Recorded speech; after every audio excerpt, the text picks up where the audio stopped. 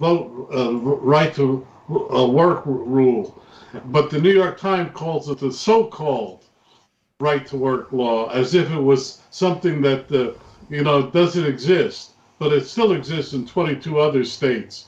But they're just going to prove all of our institutions that you and I grew up with are being slowly eroded. And Robert he really put his finger on it, really good. Uh, what else can I say? IQ must be charting over there everything he said. No, no, honestly, look, the guy has written more books about Islam than any other human being on the planet. And he approached it from different points of view on different subjects, and he's spot on. Not only spot on, he's like me. He backs it up with verses, with references from the Quran. So you can't say he is taking it out of context or he's misleading you. Impossible. It cannot be done. It cannot be done. I'm going to send you an article, you and Don. Okay. The most devastating article about Islam. The question is, will you have the backbone to publish it? Oh, I'll put it on the website. I'll put it on the website, and I will tweet it, and I will do all the stuff that I usually do with your stuff. Okay, let me read it first before you put it on, so I can change the lead. He always buries the lead in the third or fourth paragraph. That's a newsman for you. No. By the way, he actually picks the right one in the whole of the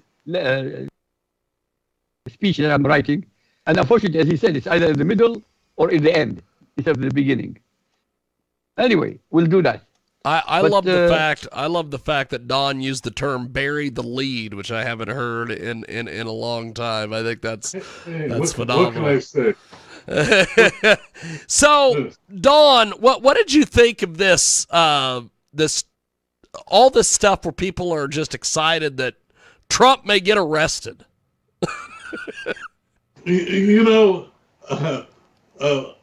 I only have one really good contact left in Washington.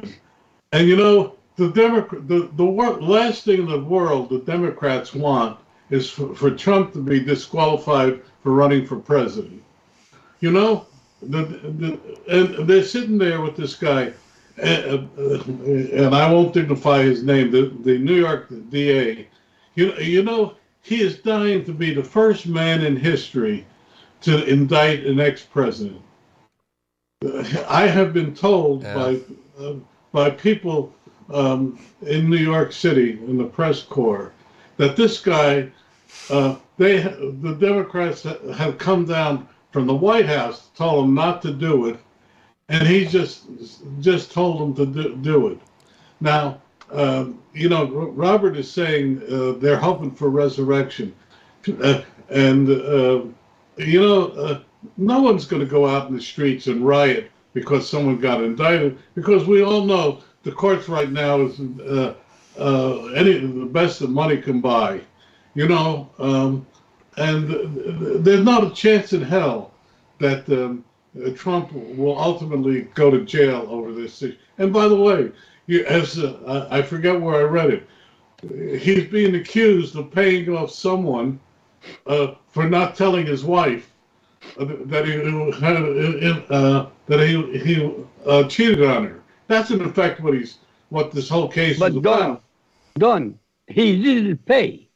The lawyer paid, and he never paid the lawyer. So there is nothing to criminalizing him. There's nothing. Yeah. Thank you. And here I'm an outsider, 5,000 miles away, and I know more about the law and the case than the DA in bloody New York. But all this is about the fact that that a guy cheated on his wife. Well, that comes to the fact that you have no justice system. I'll repeat it again. You have no justice system in the United States of America. You are a banana republic when it comes to so-called justice system. You are not different from Saddam Hussein. None. There's a joke for when Joe Namath was quarterbacking the New York Jets, The guy said, one guy asked the other, since when have you wear silk stockings? Since my wife found a pair in my glove compartment.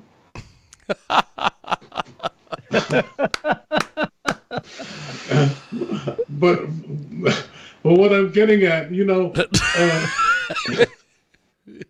That's a gem. I have to tell you I hate to tell you how old that joke is, but the point I'm trying to make is, husbands cheat on their wives. It's a fact of life. You know the old song. Wife says, "What I don't know won't hurt me. What I do know will kill you." But that's the other one. Think about it. And that was told to me by a woman whose husband was cheating on her. But anyway,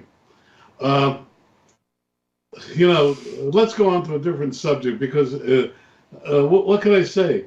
The guy, the DA is being stupid. He's a Harvard graduate, which kind of brings down the quality of Harvard graduates because it's a dumb thing to do. But if you notice, all of a sudden, the grand jury, if you read the news today, has postponed its actions until next week. Somebody's putting pressure on them.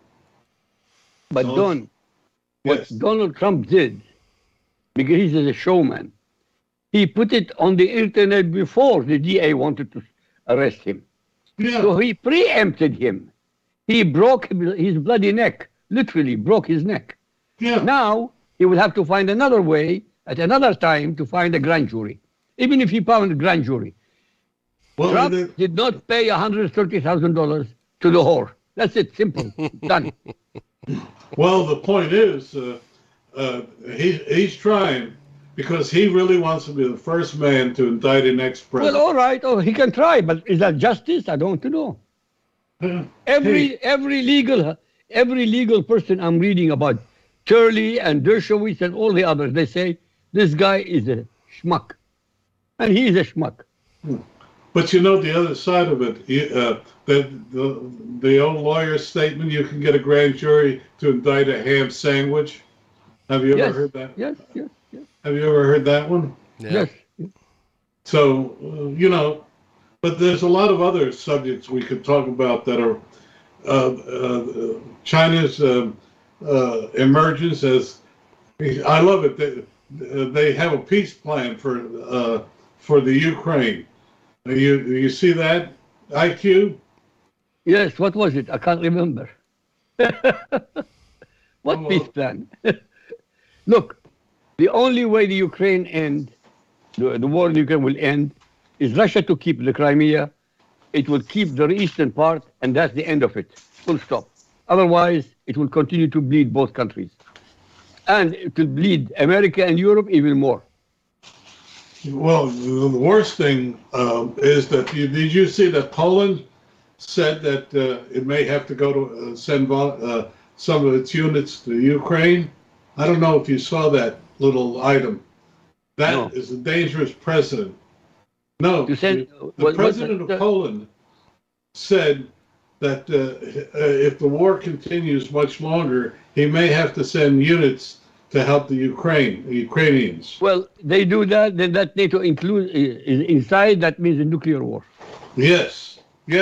Okay, hey, listen, it's about time, I think.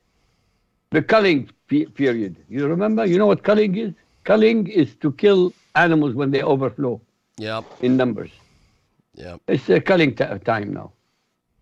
But who will get culled? Who will get slaughtered? The Russians or the Ukrainians? This war was started by NATO. I don't give a damn what anybody says. I really couldn't give an rat's arse what anybody said. It started by NATO. They goaded Ukraine to start the problem. Why? Because, look, you have to test your armaments. You have to test your weapons. And you have to produce more armaments and more weapons. How can you do that without war? Impossible. The Iraq war, by the way, wasn't about nuclear weapons and mass destruction. It was to test all the latest weapons that the Americans and the Europeans produced. And they did a fantastic job. They tested every single one of them. I hate to disagree with you, but in this case, like Charlie, I was there. Okay, you know, I'm sorry. That's there's an old saying: a Monday morning quarterback never lost a game. But everybody's got these various other things they say. But the Iraqi war, I'm sorry, that was not. If you had let Hussein stay where he did, it would not be. I don't want to go. No, John, don't. Listen, you're missing the point here. Saddam Hussein became a megalomaniac. He became so arrogant. He honestly believed he is invincible. He believed that. There's no question he believed. So does Putin. Yes. But Putin has nuclear weapons. Saddam didn't, by the way. The only reason Saddam didn't have any nuclear weapons, the bloody Israelis destroyed his nuclear reactor 7 years earlier. And they were condemned for it. Had he achieved nuclear parity, nobody would have touched him. Nobody would have dared touch him. But this is what happens in politics. A whorehouse has got more honor than politicians. Well, at least they're more honest. At least they're more honest. That's fantastic. You really should agree with me. Well, no, I'm agreeing with you. No, I'm talking about the whorehouse and the politicians. Oh yeah, a whore knows what she is. A politician will never pretends. Yeah. That's amazing. But let me ask you a question, IQ. The Iran Saudi Arabian agreement. What do you think it really means? Well, it really means if they keep to it, it's a fantastic achievement by the Chinese government. But the question is, will Iran stop supplying weapons to the Houthis of the Yemen? If they do that and they stop aggravation against Saudi Arabia, okay, then you have some kind of a coexistence, not peace, coexistence. But whether it will continue for a long period of time, I have no idea. I don't think so. Muslims always cheat on each other, especially Shia against Sunnah. I mean, this is a fact of life for 1400 years. They never made peace. They never made peace in 1400 years, for God's sake. But all of a sudden they have peace now? No, they won't. You know, the followers of Muhammad, except for the first one, all of them were murdered in the mosque. Every single one of them were murdered in the mosque. Why in the mosque? Because in the mosque they are not armed except the one who's going to kill them. That's it. That's what will happen. But IQ, let me ask you this question. 4 days after Saudi Arabia signed the agreement, it spent $3 billion on American planes. What do you? How do you look? You have to be realistic. Just because you signed with your enemy doesn't mean you don't get ready. Well, no, these were domestic planes. These are the order for the Boeing 747 787. No, they signed a $3 billion contract over the French plane for Boeing. 4 days afterwards, the two things are interesting. They don't add up. I agree with you. We don't know what happened between the two. We have no idea. Honestly, we have no idea. We have no idea. It's not impossible that the Saudis had a chat with the Biden administration and they came to an agreement of some kind. I have no idea. But what the Chinese achieved was amazing, absolutely amazing. It means they are now in the Middle East, big way. Russia is in the Middle East, big way. And in the Syrian government now wants more Russian troops in Syria, and they will give Putin more sea ports for his troops, for his navy. Well, yeah, I'm reading a book that was written in 1959 called The Last Babylon, which is postulates a nuclear war, which starts because of an incident in the Syrian port of Haifa. Am I pronouncing it correctly? No, Haifa is in Israel. Well, not Haifa. The Syrian port, whichever it There's is. Latakia. I'm sorry. It's okay. Okay. But that's why you're on the program, to make sure I say things right. But the point I'm making, it seems that now from 1959, when this book was written, to now, nothing's changed. We got the Russians in Syria. We had the Russians then. We got the Russians now. We have now the Chinese. And what do you think's going to happen, IQ? Well, the latest reports coming from the Middle East, had it not been for the upheaval now with Netanyahu and the new government, Israel would have attacked Iran by now. They would have attacked Iran by now. Because Iran now on 84%, they have upgraded the nuclear from 3%, 5% to 84% purity, which is a nuclear capability. Even according to the Americans, Iran is now only a few weeks, if not a few days, capable from creating a bomb. That's it. But what would they do with the bomb? That's the $24 billion question. Now they said, according to them, they will nuke Israel. That's what they will do with the bomb. Now, why would they do that? Because to create World War of Armageddon, to bring the missing or the sleeping Imam, the 12th Imam, so that Islam, Sharia Islam, under the Shia Islam, will dominate the whole world.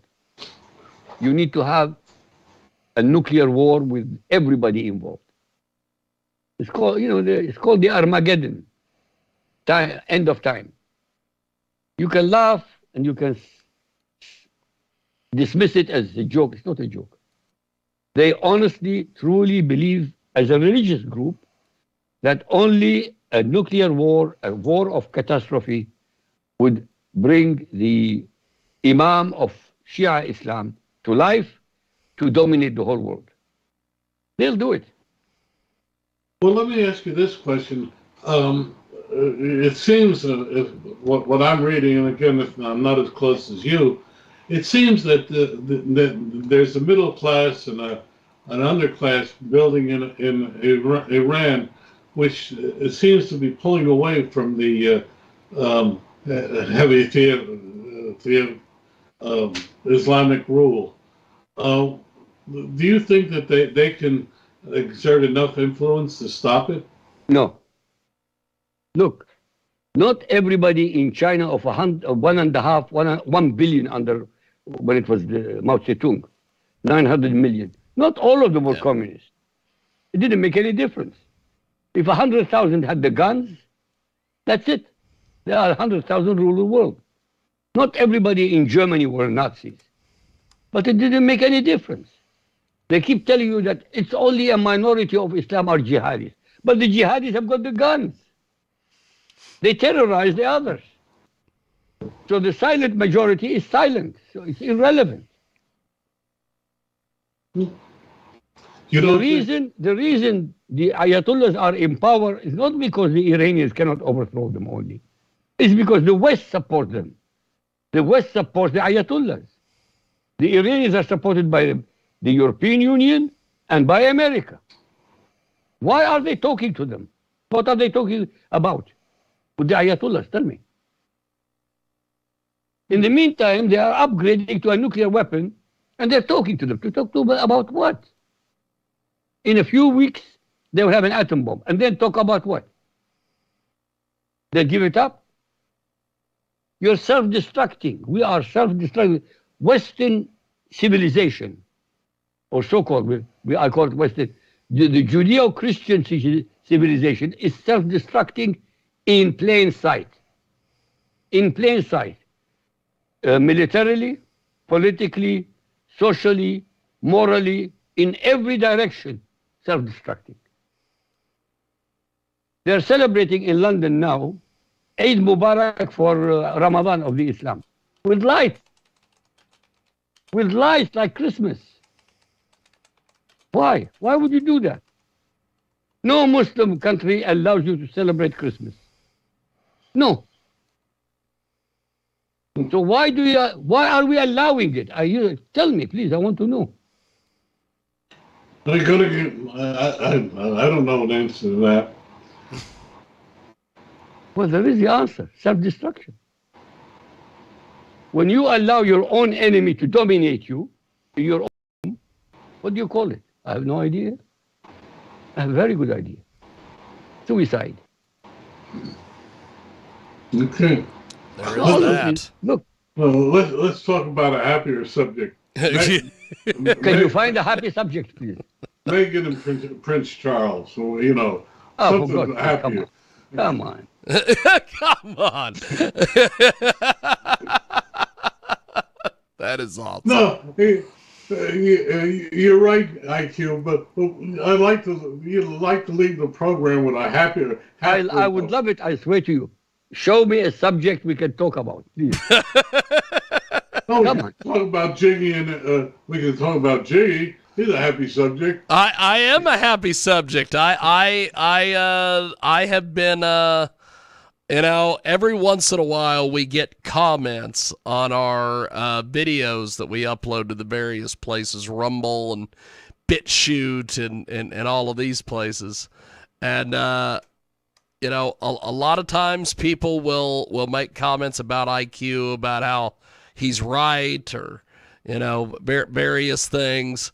And then people will leave some strange comments about me.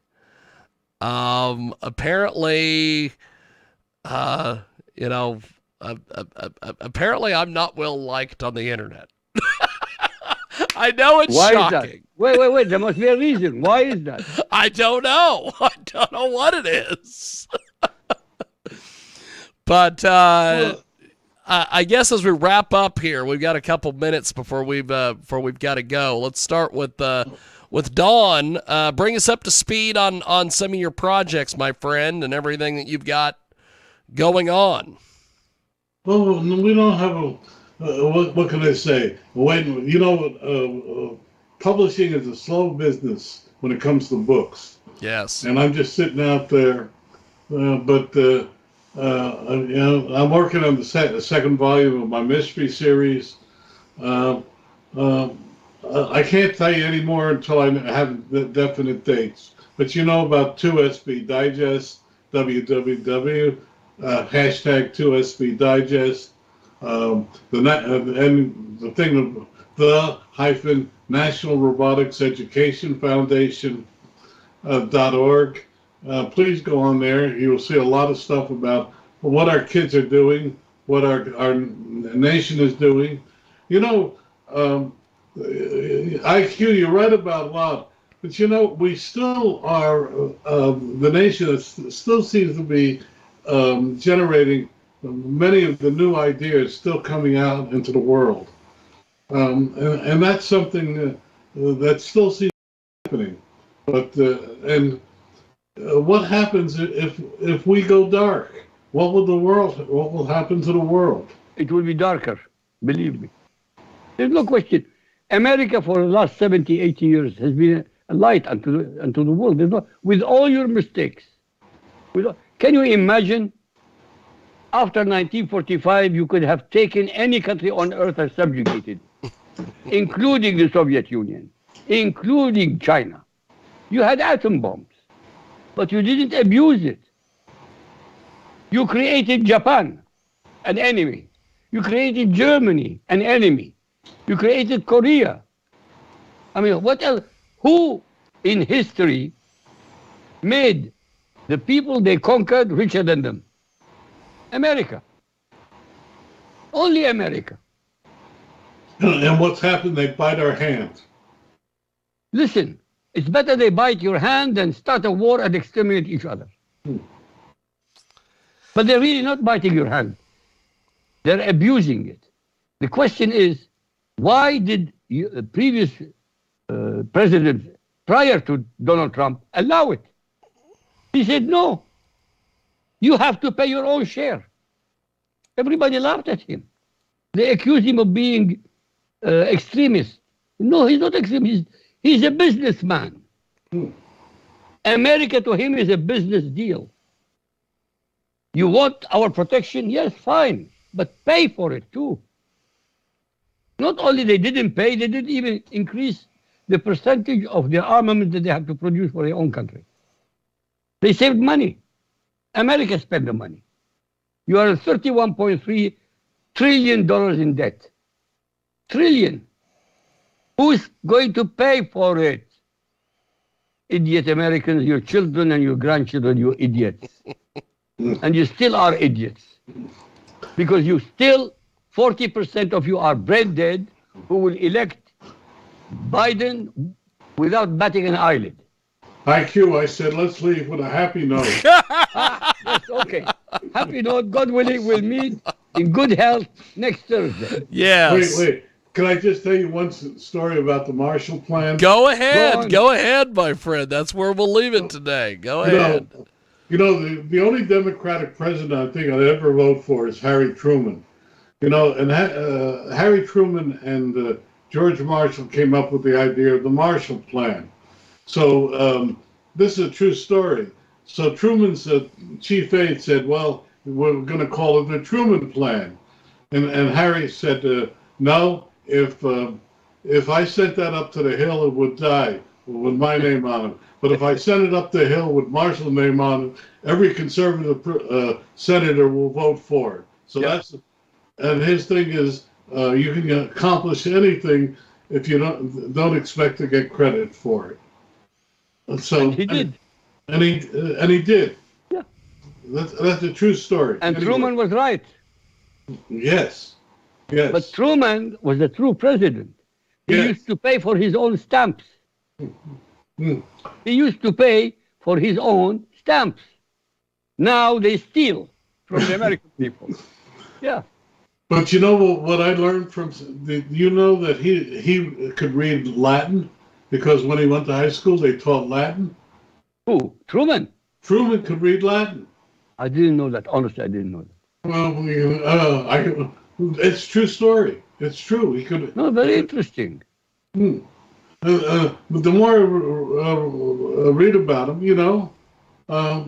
anyway, let's leave that on a happy note. Hey, that's a good one. I like that. Okay. I'm going to double check it, though. I'm going to double check it, though. Have a good evening. Take care. Hey, I have it on good authority. Believe me.